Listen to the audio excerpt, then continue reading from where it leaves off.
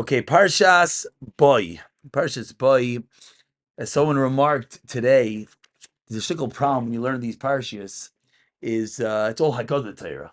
Sometimes people have a little bit of I don't want to call it trauma, a little bit of trauma on Haggadah Torah. So we'll try to broaden our horizons a little bit on what's going on over here. So we'll a few short thoughts that at some level will hopefully at some level filter together at the end of the day. So first of all, just such an obvious idea that needs to be mentioned is we know that in the Makkos, just the seesaw of emotions happening, and the Mitzrayim, Etzvali Kimhi, after Makkah number 3, after Makkah number 7, Hashem Atzadik, it's almost like you're watching a bad movie. Etzvali Kimhi, and the next moment you deny God. It's almost unfathomable. So Reb Chaim Doval Tutsky has a beautiful sefer. He goes through the Makkos with the Midrashim, and he just says such an obvious idea. And he says, what's the limud for us? The limud is that the nature of a person is to bounce around. On one day, on Monday, we could be so convinced what's right in life, and we know with clarity what we need to do. Mamish etzba lekimhi. It's perfectly clear that we need to do this, we need to do that. Comes Tuesday, all of a sudden we're back to where we were. And then Thursday comes, and Nachamol, it's so clear. And then what happens? Then it's that roller coaster of life. That's what we have to take out of the Makkos. That when we see the Mitzrayim literally living the Nisim, living the miracles, and yet bouncing around. So sometimes we say, that's the Mitzrayim. But us, no, we're stable. And when we have an issue and we know what's clear, we stick with it. I don't know. Let's just think back. We're not that far from El. We're all the things that at that point we said we're going to change. We're not that far from October 7th. I'm sure everyone had a moment of introspection, a moment of seriousness. And unfortunately, what happens? So this isn't to beat ourselves up. This is to realize it's normal. This is natural. This is how Hashem created us. But with that realization, then we can understand how to try to deal with ourselves, how to try to make ourselves a little bit better, only first by realizing what exactly we are. And let's continue a little bit. Finally, the Klal Yisrael is ready to leave. And finally, they get the green light, and Pare says, okay, you can leave. Teaches the Torah. What happens? They wait till the morning. It's an absolutely unfathomable part of the story. Finally, imagine, we can't imagine. Holocaust, finally, green light, you can go out. And here it's more than just green light, you could go out. It's Moshe Rabbeinu leading Klal Yisrael. No, we have to wait till the morning. Why are they waiting till the morning? Because that's what Hashem originally said, that they're going to go out, the Berchosh Gadol, with Nisim, with broad daylight. So Rav Yaakov Kamenetsky says from here, you see what it means to break your word. When you say you're going to do something, even at the cost of the entire Klal Yisrael, spending an extra moment, an extra night in Mitzrayim, something that we would think is just insanity. Hashem said, this is what's going to be. Even though right now, Paroi said you could leave, you don't break your word. You do what you said, you stick to your plan. And this really is the limud of when one lives his life with Torah and halacha at the forefront. It gets rid of so many sfeikas, so many doubts, so many lack of clarities. Why? Because this is what we have to do. As they say, the famous story that Ramosha Feinstein was davening Shemana, was different versions of the story, but we'll just say it in the easiest way to understand. Whether he was davening Shemana Esrei, whether he wanted to walk into the base medrash, and he just stops. And someone says to him, I think it was after davening, and someone says, Rosh Hashiva, like, what's going on? And he says, well, there's someone davening. Allah is, you can't walk in front of someone davening. Now, there are different hatirim and different kulas. It was after davening. And the way Ramesha, they say said it is, there's a brick wall in front of me. I can't go there. I can't walk there. What do you mean?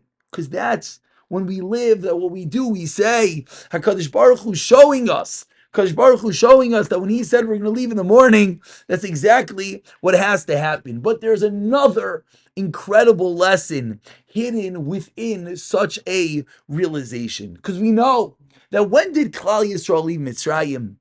At the moment before succumbing to the 49th level of Tumah. A known idea that Klal Yisrael was about to be lost. And at that final moment, they were saved. So one might ask, it's an interesting question. It's one of those questions that like we have in the back of our mind and we're almost nervous to articulate because it almost sounds like kfira.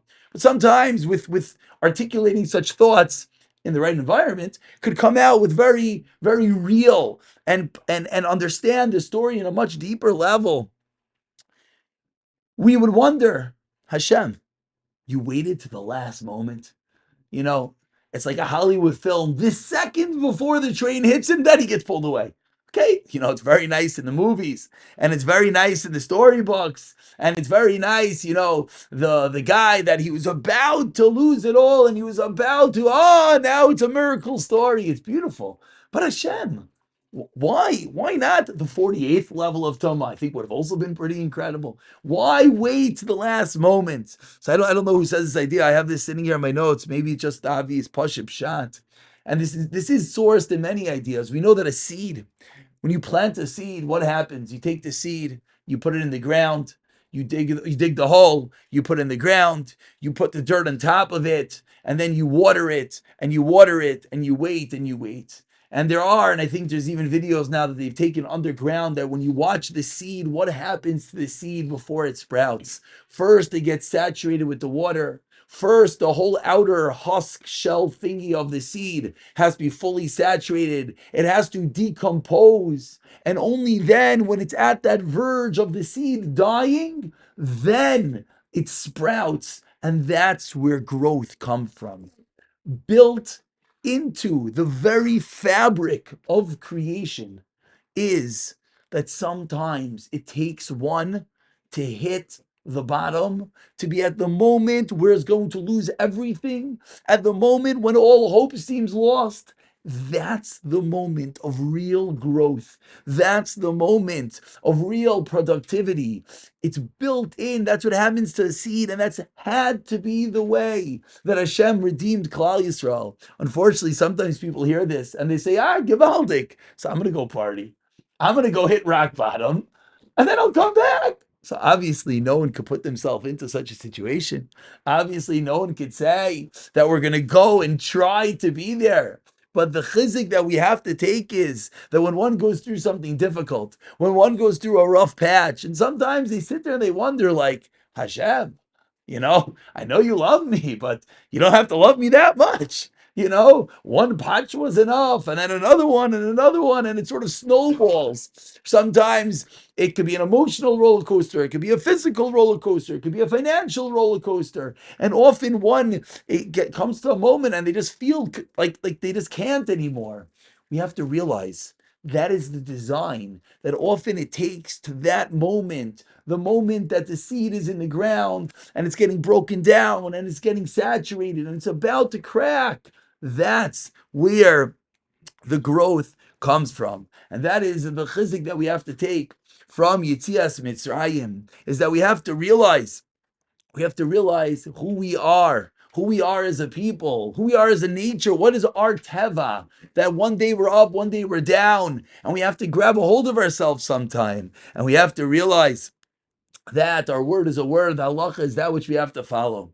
And finally, that when all seems lost, sometimes just wait, it's about to crack, it's about to be there, just hold on a little bit longer. We feel hopeless, we feel like we can't go anymore, we feel like we're about to drown, the whole world is collapsing. We just have to hold on a little bit longer, one more drop, because maybe it's right there. Maybe that seed is about to crack, a dot more of emunah, a dot more of bitachon, one extra tefillah, one extra ishtadlos, one extra trying. And often that is the moment where it seeps through. And the reality, this is the words of the Heilige Shalah, the Shalom. He says that what happens when one feels like a kli cheres she'ein lo takana, ve'ein lo tahira, Oy loy shenivra. And he says, you know what happens when one feels that? When one feels broken and battered, that's the worst.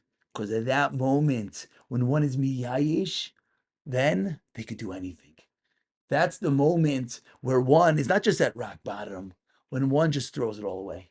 They say, who cares? What's the difference? I've already come to this place. I've already done so many things wrong. I've already been at so many different bad places. I've seen, I've done, I've spoken, I've missed. Does it really make a difference anymore?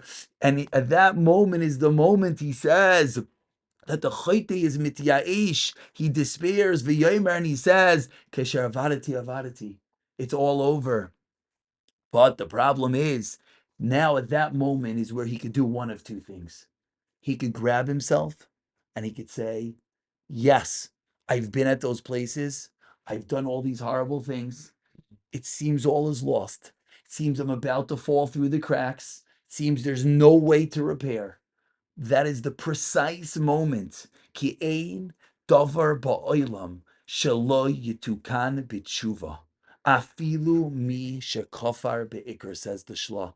You could be the person, and no one should ever get even close to there. But when we realize how far one could be, and even that moment, and he actually says that at that moment, is the most incredible moment of growth, or it's the most dangerous moment. It's the moment that he could just throw it all away. So we have to realize how incredibly important that moment is. And we'll conclude with some incredible words of Rabbeinu Bechaye. Rabbeinu Bechaye, or Rabbeinu Bachya, as some call him, over here, what did Klal Yisrael do right before Makas B'chairis? They painted the doorpost with blood. Says Rabbeinu Bechaye, not all the Yidden did it, because some of the Yidden didn't believe. And because they didn't believe, they didn't do it. And as Chavrusa said over today so beautifully, imagine what the news reports were saying the next day. This miraculous thing the Jews found, this blood that when you put it on your doorway, it saves you. The house is without blood. People died. The house is with blood. There was no death. Look at the miraculous healing powers. There, I'm sure, were incredible science experiments that delved into figuring out what is the healing power of blood. Obviously, that's ridiculous. Says Rabbeinu Bechayai, the blood doesn't stop the plague. Of course not. It's one who believed in God and put the blood on his doorpost. He's the one that was saved. But says Rabbeinu Bechayai, we have to realize, excuse me, he doesn't say this, but we have to realize from the words of Rabbeinu Bechayai that how often in life do we see something happen and we attribute it to what our eyes see in front of us. How many times do we have, we'll call them blood on the doorpost moments, that, oh, that didn't happen? It's because of that. Oh, that didn't happen? It's because of that. Or do we stop and we say, yes, of course we do ishtadlus. And yes, of course we do everything we could do. But wait, why did it happen? Why did it not happen? Because Hashem determined that that's the way it should work. And of course, this is how Nisim will work, which we don't have time to get in today. So, B'siyata Deshmaya, what are the incredible short few limudim that we can glean from the parsha that we spoke about tonight? We spoke about the fact that we have to realize our own emotions, realize the emotional mess that we are in life. How one moment, yeah, I'm gonna daven, and the next day, we're out the window. We, at some level, yeah, we say, oh, if I saw a miracle, how many times have we said that to ourselves? If Hashem showed it to me, I would be a changed person. How many times do we have those etzba lokim moments? And then what do we do with them? Do we actually bottle them? And doesn't mean that we become these radical fanatics. No, bottling it could be one extra minute of Torah. It could be they just put out these beautiful Ashiyatzar cards. It could be someone went through a sickness and they actually stop and say, you know what? I'm actually going to, not every time I use the bathroom. That's impossible. Maybe for other tzaddikim in this room, it's not impossible. But for the average person, once a day, when I say Ashiyatzar, Shin Shapinkis used to say, just start by don't move when you say Ashiyatzar. That's the first step. What do you mean? Just don't move. Just think about it. You say Ashiyatzar and you're doing 4,000 things. He, before the step of having kavana, no, just don't move. That's a step. And then, of course, we could build upon that to maybe actually have kavana and to know the words. How many times do we have etzbalokin moments? And unfortunately, we don't bottle them up. Realize that it's natural, realize that it's normal. And with that, we could actually finally change. And ultimately, let's realize that when all is lost and all hope and we're despairing and we're at that bottom, listen to the words of the Shalah. Realize that Klal Yisrael had to get to that moment before the seed will sprout. And ultimately, when we realize that every moment of our life, it's not the blood on the doorpost that saves. It's not all the different millions of who knows what out there, but rather it's that little bit of emunah, it's that little bit of bitachon. It is that extra kapitel of Tehillim. Then b'siyata d'shmaya, we could ultimately become the people that we want to be. We all want it. We all want it. Just sometimes it's covered over, and sometimes that yish does sit in. B'siyata d'shmaya, by trying to focus on it, by trying to realize it, will incredibly become those people we need to be.